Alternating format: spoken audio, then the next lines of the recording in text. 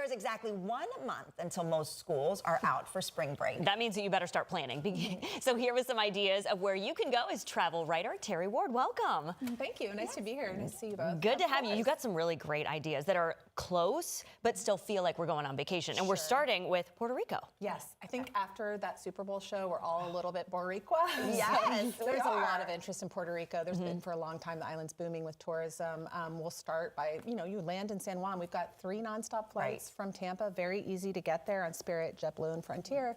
Takes less than 3 hours. And the colonial old city of Old San Juan.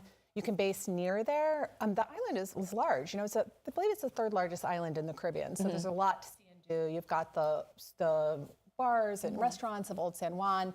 And then you can stay in this hotel called the Caribe Hilton. Okay. It's famous because the pina colada was invented there. I know we're talking about margaritas later in the show. I like a pina colada too.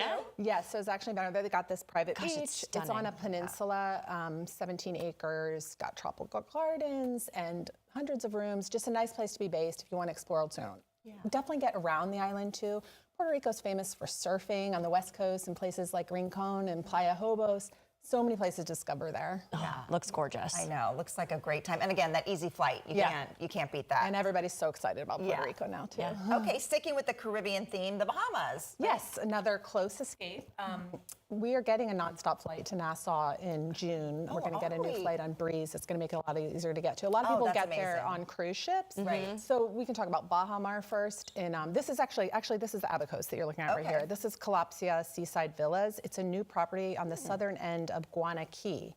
You get there by flying to Marsh Harbor, and then you hop a little short ride over to Guanaqui, 7-mile-long island. Just beautiful, pristine beaches, like kind of what you go to the Bahamas for. Right. If you want something a little more, bigger, bustling, Vegas-like, that would be Baha Mar on Nassau. They've got 3 hotels. Yes.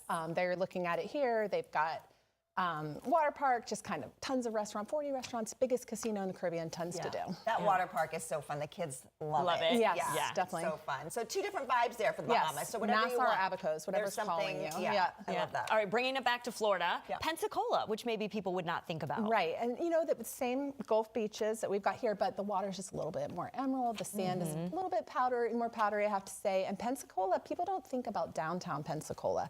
And you're looking at it here along Palafox Street. It's actually got sort of French Quarter, New Orleans vibes.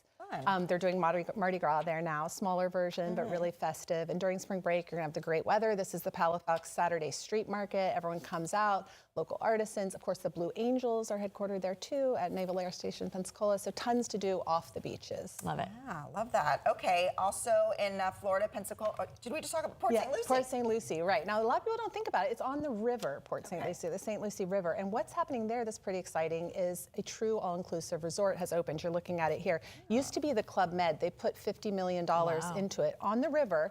You can drive to Jensen Beach if you want the beach experience, but really neat to get out on the river and kayaks, paddle boards. It's all included. They have 3 restaurants all included. Really lean into the sports theme: pickleball, tennis, basketball, yoga on the water, and all-inclusive, true all-inclusive resort. It's run by IHG. Okay. So big brand taking over. And I mean, family friendly? Absolutely. Definitely family friendly. But they do have adult pool. Okay. So but I like that. So that would be a great place for spring break to take the kids. Definitely. If you just an easy, you can drive there. Flop down, enjoy the sun, take it all in. All right, this is something you said that is kind of trending lately as a road trip, and you can do it in Oregon. Yes, road trips are really big this summer. It might be also because America's 250-year anniversary coming up this summer, so people are really exploring all these destinations here within the States.